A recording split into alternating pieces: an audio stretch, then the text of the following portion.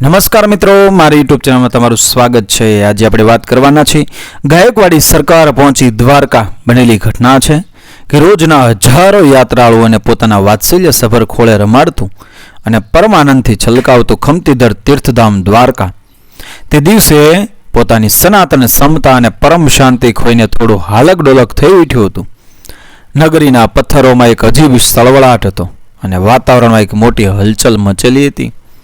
વડોદરાના પ્રજાવત્સલ, ન્યાયપ્રિય અને પ્રગતિશીલ મહારાજા સયાજીરાવ ગાયકવાડ તે દિવસે ખુદ ત્રિલોકીના નાથ ભગવાન દ્વારકાધીશના દર્શને પધારી રહ્યા હતા। તે સમયે દ્વારકા પ્રદેશ વડોદરા રાજના તાબા હેઠળ આવતો હતો, એટલે સ્વાભાવિક રીતે જ આ પવિત્ર તીર્થનગરી ઉપર વૈકુંઠના રાજા ભગવાન રણછોડરાય પછી જો કોઈ પૃથ્વીના શાસકની આણ વર્તાતી હોય તો તે મહારાજા સયાજીરાવની હતી। વડોદરાના અન્નદાતાની મુલાકાત હોવાથી સુરક્ષા, શિષ્ટાચાર અને પ્રોટોકોલના ભાગરૂપે અંગરક્ષકો, શાહી સચિવો, પ્રાદેશિક સુબાઓ, સેનાપતિઓ, ઉચ્ચ અમલદારો અને ખાખી વર્દીધારી સૈનિકોનો આખો માનવ દરિયો દ્વારકાની સાંકડી શેરીઓમાં ઉમટ્યો હતો। ઘોડાઓના ટાપુ, પાલખીઓ અને સૈનિકોના બૂટોના અવાજથી ભક્તિભાવથી તરબોળ રહેતી નગરી ગાજી રહી હતી। મહારાજા સયાજીરાવ પવિત્ર ગોમતી નદીમાં સ્નાન કરીને સીધા જગત મંદિરે પધારી શકે એ માટે ગોમતી ઘાટ તરફનો વિશિષ્ટ પ્રવેશ દ્વાર ખાસ ખુલ્લો મૂકવામાં આવ્યો હતો। એ દરવાજે બે સંત્રીઓ હાથમાં સંગીને બેરોનેટ વાળી રાઇફલો ભરીને પોતાની રોજની ફરજ મુજબ ટટ્ટાર અને એકદમ સતર્ક થઈને ઊભા હતા। આ બંને પઠાણ ચોકીદારો અકબર ખા અને છોટે ખા અંદરથી ખૂબ અકળાઈ રહ્યા હતા। કાળજાળ ગરમી કરતાં પણ વધારે તાપ તેમના મનમાં સળગી રહ્યો હતો, કારણ કે રાજાના કાફલાના આજના ઉચ્ચ યાત્રાળુઓના દિલમાં એ દ્વારકાધીશ પ્રત્યે પૂજ્ય ભાવ ઓછો અને સત્તાની તુમાખી, અહંકાર તેમજ વૈભવનું પ્રદર્શન વધારે દેખાતું હતું। ભગવાનના દરબારમાં પણ સત્તાનો આવો અનાદર અને નિયમોનું ઉલ્લંઘન આ વફાદાર ચોકિયાતોથી સહન થતું નહોતું। તેઓ લાચાર હતા, કારણ કે તેઓ ગાયકવાડ રાજ્યનું લૂણ રોટલો ખાતા હતા। જેનું મીઠું ખાધું હોય તેની સામે અવાજ ઉઠાવો એ એમના લોહીમાં નહોતું। છતાં મનની આ પીડા અને ગુસ્સો તેમના ચહેરાના હાવભાવ પર સાફ ટપકતા હતા। નાની પાયરીના સામાન્ય નોકરિયાતો હોવાથી મહારાજાના એ આખા લશ્કર કે વહીવટદારો સામે જુબાન ખોલવાની તેમની હિંમત નહોતી, પણ સામ સામે ઊભેલા બંને સંત્રીઓની ભ્રમરો ખેંચાયેલી હતી।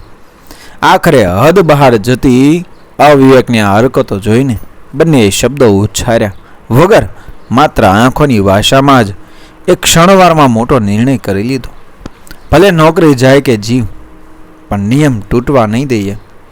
જ્યારે મહારાજા સયાજીરાવ મુખ્ય દરવાજે પ્રવેશ્યા અને મંદિરના પગથિયા ચડવા લાગ્યા, ત્યારે શાહી કાફલો ભારે કોલ્હાર, કોંઘાટ અને ખુશામત ખોરીના અવાજો સાથે તેમને વીંટળાઈને ઉપર આવવા લાગ્યો। સયાજીરાવ જેવા પ્રવેશ દ્વારના છેલ્લા પગથિયે પહોંચ્યા કે વળતી જ પળે એક અદ્ભુત દૃશ્ય સર્જાયું। પેલા બંને સંત્રીઓએ પલક ઝબકાવ્યા વગર પોતાની બેરોનેટ વાળી રાઇફલો આડી કરીને ચોકડી આકારે રસ્તો રોકી દીધો। તેમણે બહુ અદબથી પણ પહાડી અને મક્કમ અવાજે કહ્યું, માફ કરે સરકાર, આપ મંદિર में नहीं जा सकते। આ સાંભળીને સમગ્ર કાફલામાં સન્નાટો વાપી ગયો। આશ્ચર્યના આંચકા સાથે મહારાજના મોઢામાંથી એ શબ્દ નીકળ્યો, શું? સયાજીરાવની ધારદાર અને તેજસ્વી નજર પેલા સંત્રીઓ પર વીજળીની જેમ પડી। મહારાજના હોઠ કશુંક કડક બોલવા માટે ખુલ્યા, પરંતુ વળતી જ પળે એક સાચા પ્રજાવત્સલ અને ધીર ગંભીર રાજવીને શોભે તેવી ગંભીર ખામોશી તેમણે ધારણ કરી લીધી। સામાન્ય સૈનિકો સામે ગુસ્સે થઈને જુબાન ખોલવામાં રાજવીની શાન અને શોભા જોખમાતી હતી। તેથી સત્તાનો સહેજ ડોલી ઉઠેલો ડુંગર વળી પાછો સ્થિર બન્યો અને સયાજીરાવે પોતાના હોઠ બંધ રાખ્યા। એક પળ રોકાઈને મહારાજાએ પોતાના એડીસી એટલે સહાયક સામે સૂચક અને પ્રશ્નાર્થ નજરે જોયું। એડીસીએ તુરંત પરિસ્થિતિ બગડતી જોઈ ત્યાંના વરિષ્ઠ સુબા સામે કરડી આંખ કરી। સુબાએ પોતાની આબરૂ બચાવવા સ્થાનિક વહીવટદાર સામે ક્રોધની જ્વાળાઓ છોડી। વહીવટદારનો અવાજ ભડકાની જેમ ફાટ્યો. કોણ છે એ બદમાશો? બુદ્ધિ તો એ મૂર્ખાઓમાં નથી, પણ શું એમણે કાન અને આંખ પણ ગુમાવ્યા છે? વડોદરાના મહારાજા સયાજીરાવ ખુદ દ્વારકાધીશના દર્શને આવ્યા છે. એ વાત આખું દ્વારકા જાણે છે, અને આ બુદ્ધુઓ અજાણ છે. એમને હમણાં જ નોકરીમાંથી સસ્પેન્ડ કરો અને ફાંસીએ લટકાવી દો. ગાયકવાડી અમલદારોના મુખમાંથી વેણ કવેણની ધાણી ફૂટવા લાગી. રાજવી સયાજીરાવે પોતાનો તત્કાલિક ક્રોધ વિસરીને આ પેચીદો મામલો તેમના કર્મચારીઓ કઈ રીતે ઉકેલે છે તે જોવાના કુતૂહલ સાથે મૌન થઈ ગયા. તેઓ જોવા માંગતા હતા કે કોની અણઆવડત કે ખુશામત ખોરી ક્યાં નડે છે. અને ત્યારે વહીવટદાર પેલા સંત્રીઓની દાઢી સુધી એ આગ બબૂલો થઈને ઘૂસી ગયો અને બોલ્યો, લ્યા પહેરેગીરો, તમારી અકલ ક્યાં ગઈ છે? તમને ખબર નથી કે આ કોણ છે? બોલો.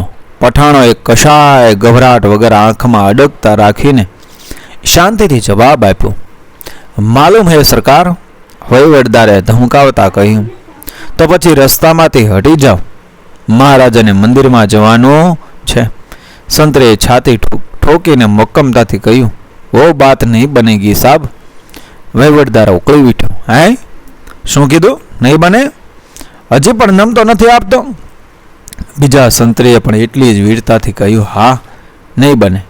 बापू को हम अंदर नहीं जाने देंगे, मंदिर की रक्षा की सभी सत्ता हमारे कंधे पर है. રાજવી સયાજીરાવને હવે ધીમે ધીમે સમજાયું કે આમાં કશીક મોટી ગરબડ છે. તેઓ અંદરથી રાજી પણ થતા હતા કે ક્યાંક કોઈક ઉચ્ચ અધિકારીથી એ મોટી ભૂલ જરૂર થઈ છે, જ્યાં નાના સૈનિકો પકડી રહ્યા છે. વહીવટદાર ફરીથી ગરજો, બોલી દો, તમારે શું કરવું છે? કેમ રોક્યા છે? અમલદારો સત્તાનો અહંકાર અને ડર સંત્રીઓ પર ગુસ્સે થવું, કાયદાની ધમકી આપવી, સંત્રીઓ ફરજ પ્રત્યે વફાદારી નિડરતાથી ઊભા રહેવું, મંદિરની મર્યાદા સાચવવી, મહારાજા ન્યાયપ્રિયતા અને ધૈર્ય શાંત રહીને સત્યને સમજવાનો પ્રયત્ન કરવો. આ વખતે ડરવાનો એક પણ નકારાત્મક શબ્દ ઉચ્ચાર્યા વગર માત્ર વિવેકપૂર્વક મંદિરના પ્રવેશદ્વારની દિવાલ પર રખેલી સરકારી સૂચના તરફ આંગળી ચીંધી દીધી. દિવાલ પર સ્પષ્ટ અને મોટા અક્ષરોમાં લખ્યું હતું કે બૂટ ચપ્પલ ઉતારીને જ મંદિરમાં પ્રવેશ કરો. મહારાજા સયાજીરાવ સમેત આખો કાફલો ઉતાવળમાં અને સત્તાના નશામાં પોતાના કિંમતી ચામડાના બૂટ પહેરીને જ ઠેઠ ગર્ભગૃહના પગથિયા સુધી આવી ગયો હતો. રાજવી સયાજીરાવે ડોક લંબાવીને સૌ પ્રથમે સૂચના વાંચી. સત્ય સમજાતા જ ક્ષણનો વિલંબ કર્યા વગર પોતાના અહંકારને ઉગાડીને પોતાના કિંમતી બૂટની એ દોરીઓ છોડવા પોતે જાતે નીચે નમ્યા.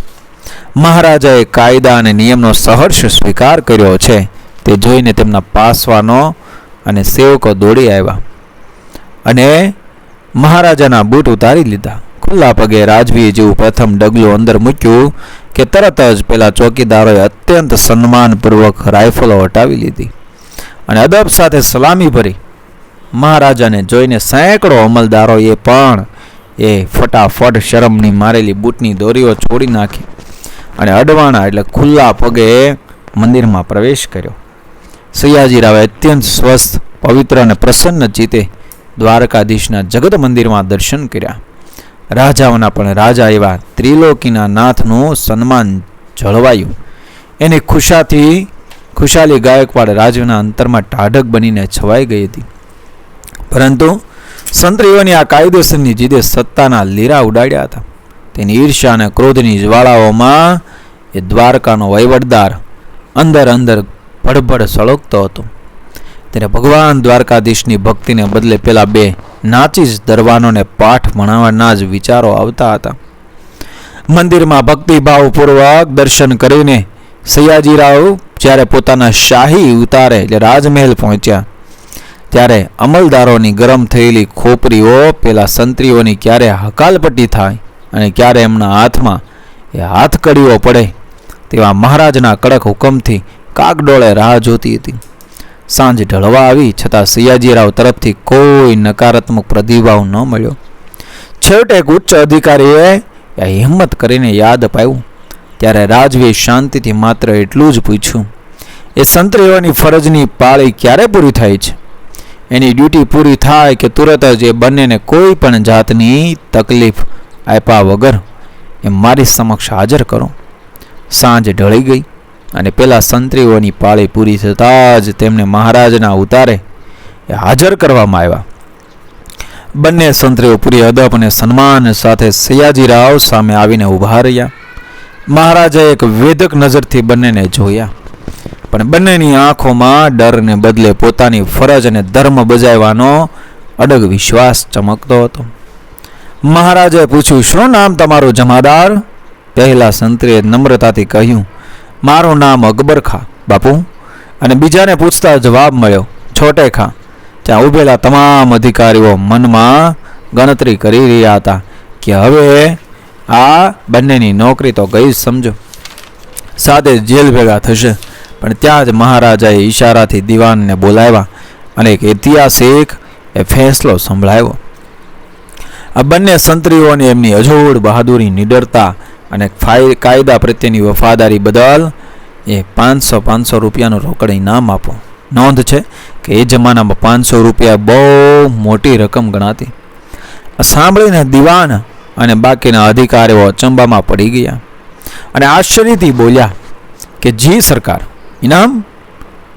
સયાજીરાવે દ્રઢતાથી કહ્યું, હા, હુકમનો તુરંત અમલ કરો.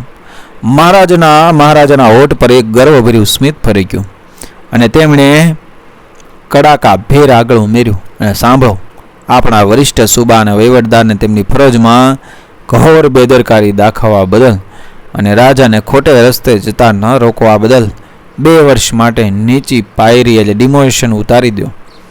આ સાંભળીને આખા કાફલાના માથા પર જાણે સાગમટે વીજળી પડી. સૌની ફાટી રહેલી આંખો મૂંગા મોઢે સયાજીરાવને પૂછી રહી હતી કે શા માટે બાપુ?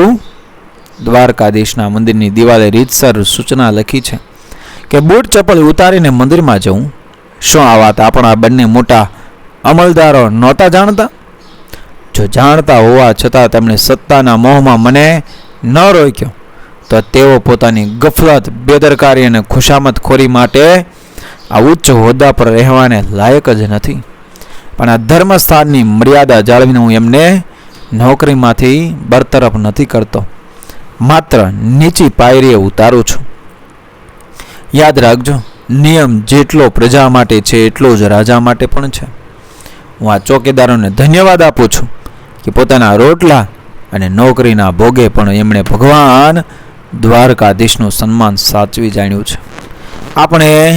આપણી હાકેમી અને સત્તા લઈને ભગવાનના દર્શને આવ્યા હતા, જેના પ્રતાપે અને કૃપાથી હું રાજા બન્યો છું.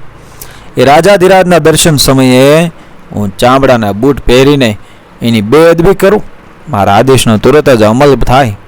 તે દિવસે આખી દ્વારકા નગરીને ગર્વ સાથે ખબર પડી કે આપણા રાજા રણછોડનું માન એ આપણા મહારાજા સયાજીરાવ પણ આપણા જેટલું જ કરે, અરે કદાચ આપણાથી 2 દોરા વધુ જ જાળવે છે.